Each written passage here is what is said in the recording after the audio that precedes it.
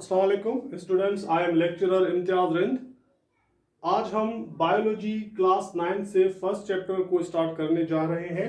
I am going to start first chapter of biology from class 9 और first topic जो आज हम discuss करेंगे वो है concept of biogenesis and abiogenesis. पहले हम आते हैं ए बायोजेनेसिस की तरफ। A means without, bio means life and genesis means formation. तो इसका मतलब ये हुआ कि बगैर लाइफ के यानी बगैर जानदार के पैदा होना। एन आइडिया और ancient belief that living organisms arise from clay and other non living organisms. ये एक कॉन्सेप्ट है बल्कि था जिसके मुताबिक जानदार किसी जानदार के अलावा गैर जानदार नॉन लिविंग जैसे पानी, जमीन या किसी और सब्सटेंस से प्रोड्यूस हो सकते हैं। Aristotle, who is known as father of biology, he also believed in the concept of abiogenesis. Aristotle ने कहा he believed that fishes and frogs spontaneously developed from mud. अरस्तु के मुताबिक एक्वेटिक पानी में इन्वर्टिब्रेट्स, फिशेस या फ्रॉग्स अचानक वहाँ जो मौजूद मड है उसमें प्रोड्यूस हुए बगैर किसी जानदार के। बाद में वक्त के साथ साथ जैसे जैसे एक्सपेरिमेंट्स होते गए और इसको प्रूव किया गया कि कॉन्सेप्ट ऑफ ए बायोजेनेसिस दर हकीकत फॉल्स है, इसमें कोई हकीकत नहीं, this is not fact. Now we come to concept of biogenesis जिसको अब हम पूरी वर्ल्ड में एक्सेप्ट करते हैं। Bio means life, genesis means formation. A belief that living things can develop only from their living parents. Biogenesis के मुताबिक, इस कॉन्सेप्ट के मुताबिक जानदार सिर्फ और सिर्फ दूसरे जानदार यानी अपने पेरेंट्स से ही प्रोड्यूस हो सकता है। ये बिल्कुल पॉसिबल नहीं कि कोई जानदार किसी non living clay, mud, water, air या किसी और सब्सटेंस से प्रोड्यूस हो सके। और बायोजेनेसिस में को प्रूफ करने के लिए सबसे ज़्यादा एक वेल रिनोन्ड बायोलॉजिस्ट रेडी, उन्होंने काफ़ी काम किया। He perform many experiments and experimentally he prove that concept of biogenesis is correct and concept of abiogenesis is false. First we discussed experiment number 1 by Redi. Experiment number 1 में what the Redi did, he took a box. In that box he poured dead snakes, and after a few days Reddy observed that around the dead snakes many flies gathered and they started hovering. After that 3 days, जब 3 दिन के बाद dead snacks को observe किया गया तो ready ने देखा कि उस डेड स्नेक्स में कुछ मैगट्स जो कि डेवलपमेंटल स्टेज होती है इंसेक्ट्स की, वो प्रोड्यूस हो चुके थे। आफ्टर 18 डेज, 18 दिन के बाद रेडी ने ऑब्जर्व किया कि उस डेड स्नेक्स में प्यूपा डेवलप हो चुके थे, यानी मैगट्स डेवलप इनटू प्यूपा, जो उनकी एक नेक्स्ट डेवलपमेंटल स्टेज है। उसके बाद व्हाट द रेडी डिड, अपने एक्सपेरिमेंट को प्रूव करने के लिए उसने क्या किया कि कुछ प्यूपा को डेड स्नेक से सेपरेट करके अलग एक ग्लास बोतल में ट्रांसफर किया और उसके माउथ को पीस ऑफ पेपर से क्लोज किया। उसकी वजह हम बाद में डिस्कस करते हैं।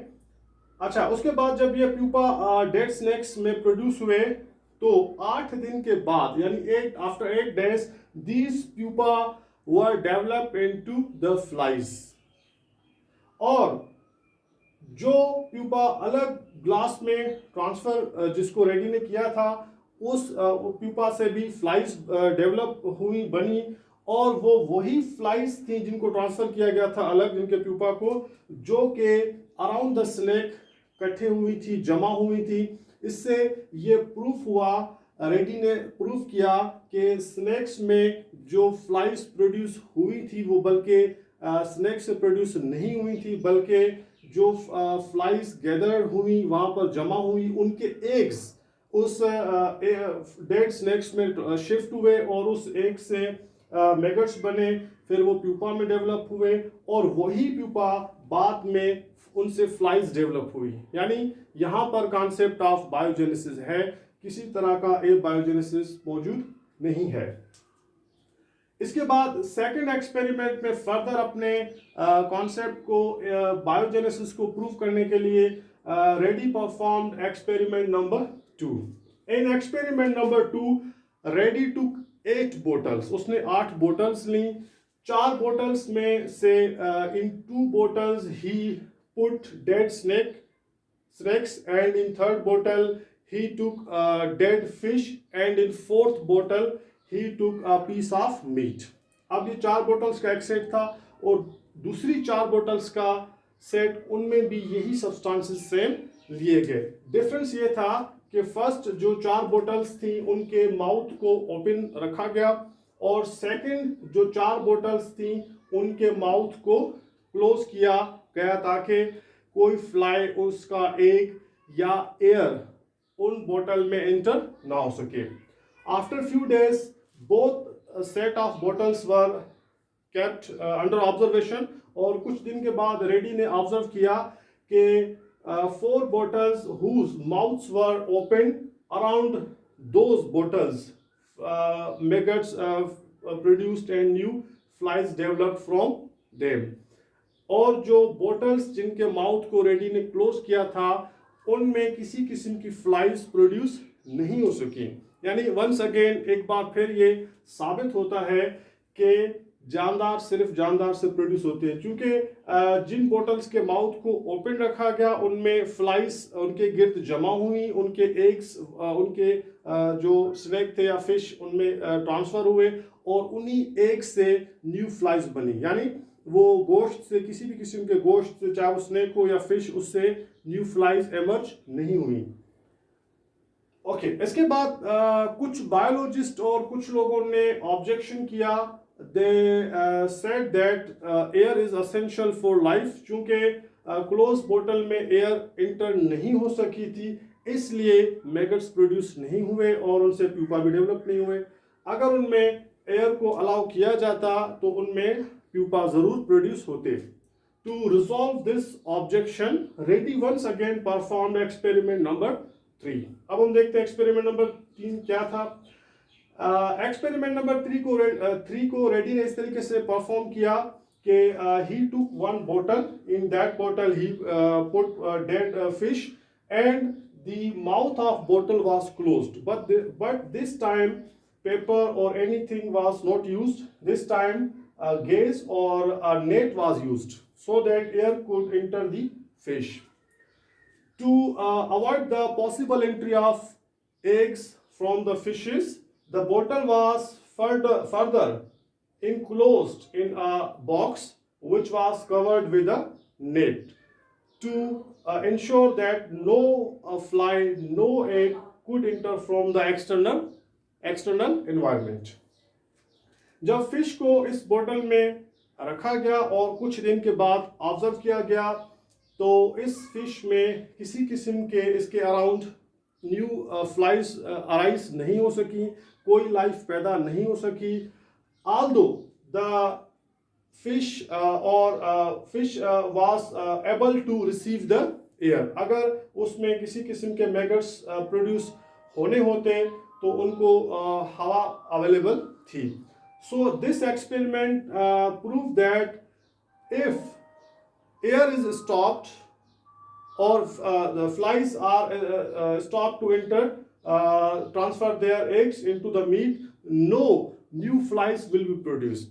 तो जब भी फ्लाइज प्रोड्यूस होती हैं वो बेसिकली डेड गोश्त से प्रोड्यूस नहीं होती, बल्कि जो उसके गिर्द फ्लाइज इकट्ठे होती हैं उनके एग्स ट्रांसफर होते हैं। अगर उनके एग्स को रोका जाए तो कोई लाइफ प्रोड्यूस नहीं हो सकती, which was proved in the experiment number 3 perform by the ready. यहाँ तक इस बात को काफ़ी हद तक एक्सेप्ट किया जा चुका था कि कॉन्सेप्ट ऑफ बायोजेनेसिस सही है और ए बायोजेनेसिस का कॉन्सेप्ट जो है वो सही नहीं है। But later on in 1748 नीधम an English scientist once again performed a new experiment, and once again he excited the believers of abiogenesis. He once again forced the people to believe in the concept of abiogenesis. तो निधम ने क्या experiment perform किया और किस तरीके से लोग दोबारा से abiogenesis में बिलीव करने लगे. What the Needham did, he took a piece of meat, उसको बॉयल किया ताकि उसमें अगर कोई जर्म्स या कोई एग्स हैं उसकी डेथ हो जाए. तो जब गोश्त को टुकड़े को पानी में बॉयल किया गया तो उस ग्रेवी को, उस शोरबे को निधम ने कुछ बोटल्स में ट्रांसफ़र किया और उनके माउथ को कॉर्क से कंप्लीटली कवर कर दिया, यानी उनको एयर टाइट कर दिया ताकि कोई हवा उस ग्रेवी में इंटर ना हो सके. अब चूंकि ग्रेवी को बॉयल किया गया था तो उसमें कोई भी किसी किस्म के जर्म्स मौजूद नहीं थे. अब होना ये चाहिए था कि उसमें कोई भी लाइफ प्रोड्यूस नहीं होनी चाहिए, but the result was against this which was surprising. उन बोटल्स में सब में जिसमें ग्रेवी को पोर किया गया था, डाला गया था, उन सब में माइक्रो ऑर्गेनिजम्स प्रोड्यूस हुए. हालांकि उस ग्रेवी को बॉयल किया गया था और हवा को स्टॉप किया गया था, जो वंस अगेन इस बात को प्रूव किया गया कि कॉन्सेप्ट ऑफ बायोजेनेसिस जो है वो गलत है और बायोजेनेसिस का जो कॉन्सेप्ट है वो ठीक है.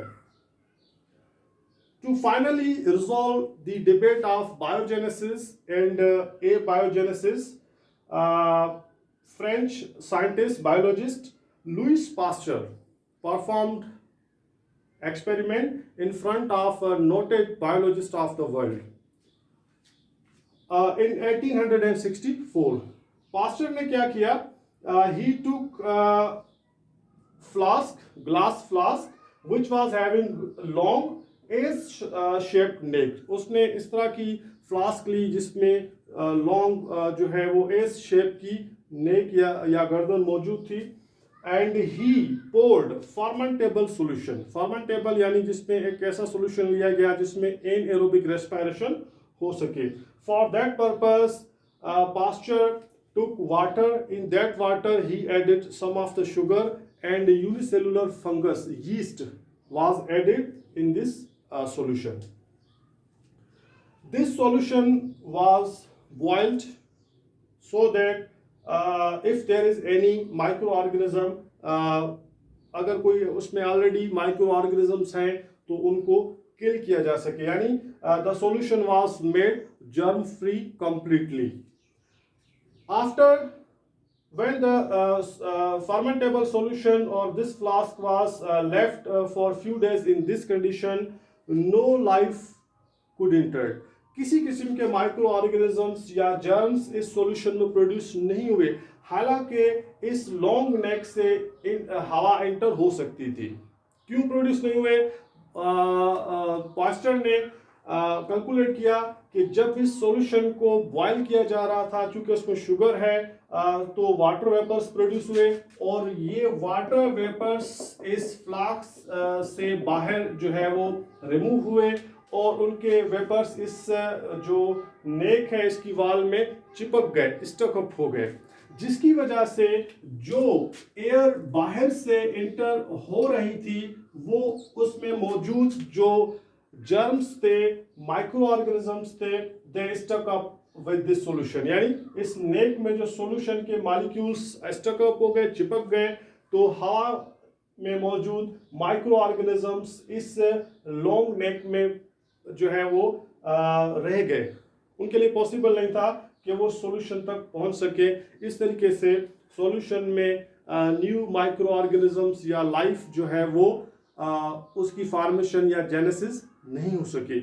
इसको further to verify his experiment in the second part of the same experiment, Louis Pasteur he broke the long neck of the same apparatus and same solution was taken which was boiled, but this time microorganisms were produced.